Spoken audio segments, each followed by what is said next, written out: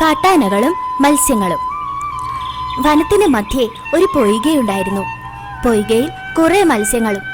ദിവസവും കുറെ കാട്ടാനകൾ പൊയ്കയിലിറങ്ങി വെള്ളം കലക്കി മറിക്കുമായിരുന്നു. പൊയ്കയിലെ മത്സ്യങ്ങൾ ആനകളുടെ ശല്യം സഹിക്കാനാവാതെ പൊറുതിമുട്ടി.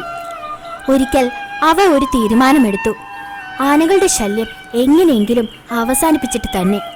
അവ കൂടി ആലോചിച്ച് അതിനൊരു മാർഗം കണ്ടുപിടിച്ചു.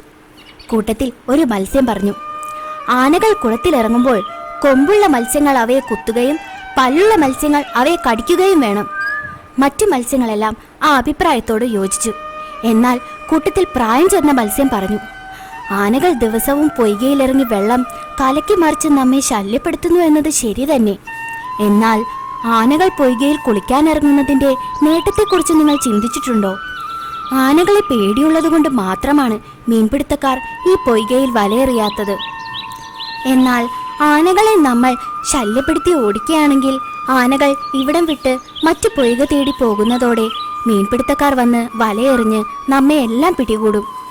ഗുണപാഠം: നാം ശത്രുക്കളായി കരുതുന്നവരിൽ നിന്ന് പോലും നമുക്ക് സഹായം ലഭിച്ചെന്ന് വരാം.